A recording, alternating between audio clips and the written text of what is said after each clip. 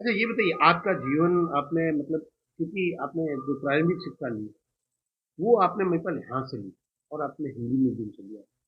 फिर आपको कितनी तकलीफ हुई जब इंग्लिश के लिए आपको जाना पड़ा?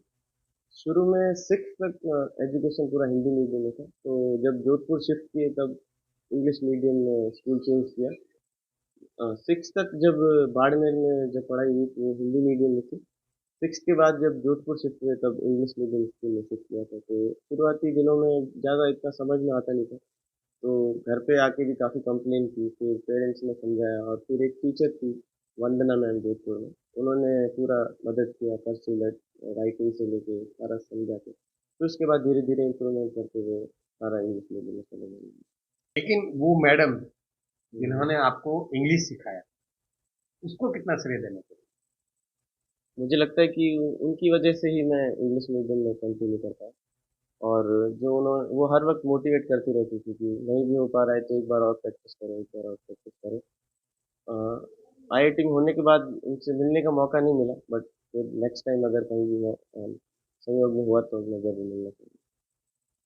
मेरा नाम महिपाल सेठी है और मैं बाड़मेर का निवासी हूँ। मेरी बाड़मेर में नीमला गांव का निवासी हूँ। उसके बाद एजुकेशन के लिए हम बाड़मेर शिफ्ट हुए, और मेरी जो प्राइमरी एजुकेशन हुई वो लगभग बाड़मेर में ही हुई है।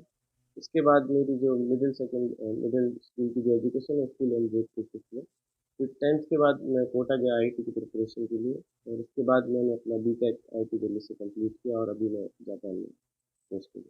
अच्छा जब आपने बीटेक कंप्लीट किया दिल्ली के अंदर, उसी दरमियान आपको पैकेज मिला होगा। उस समय कितना मिला था और अब आपको पैकेज जो मिला है वो क्या मिला? जब कंपनी में प्लेसमेंट्स हुए थे उसके थ्रू जब मेरा सिलेक्शन हुआ तब 30 लाख का पैकेज था। और अभी इस साल अप्रैल में जो एक नई कंपनी से ऑफर लेटर मिला उसमें अलाउंस और सारी चीज़ें मिला के अभी 1 करोड़ का पैकेज। कहते हैं एक सफल इंसान के पीछे एक शिक्षक और उसकी माँ का बड़ा रोल रहता है। और ऐसा ही एक सफलता का श्रेय महिपाल के जीवन में जाता है। सिक्स क्लास के अंदर उनको पढ़ाने वाली वर्षा मैडम का। दरअसल वर्षा मैडम जोधपुर में थी और महिपाल 5वीं तक बाड़मेर के अंदर हिंदी मीडियम में पढ़ता था।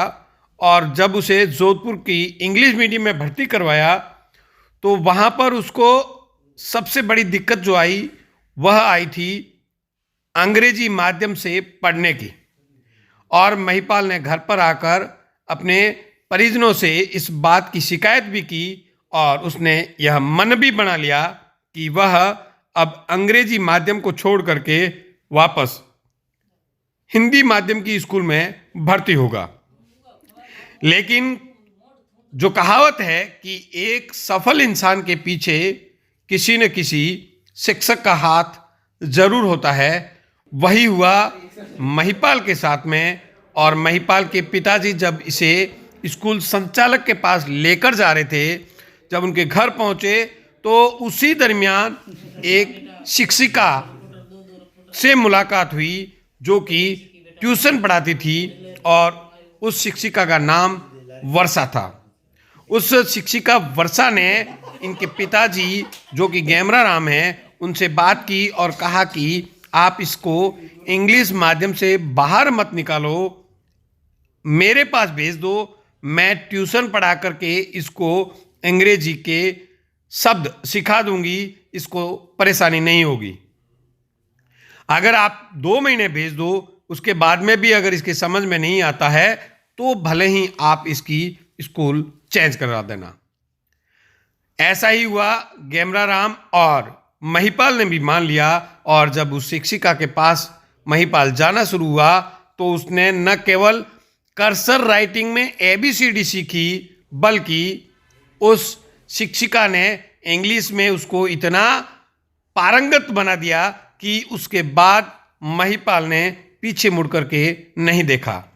दरअसल महिपाल आज 1 करोड़ रुपए के पैकेज के साथ जापान की बड़ी मल्टीनेशनल कंपनी के अंदर कार्यरत है। और जापान से 1 करोड़ रुपए के पैकेज के बाद पहली बार जब अब अपने घर पहुंचा है, तो यहाँ पर महिपाल के स्वागत के लिए फूल मालाएं, उसे मिठाइयाँ दी जा रही है। लेकिन सफलता के पीछे सबसे बड़ा हाथ जो है वह तो महिपाल की माँ का है, जिसने काफ़ी कष्ट झेल करके अपने बच्चों को पढ़ाने के लिए वह जोधपुर भी रही, अपने पति से दूर रही।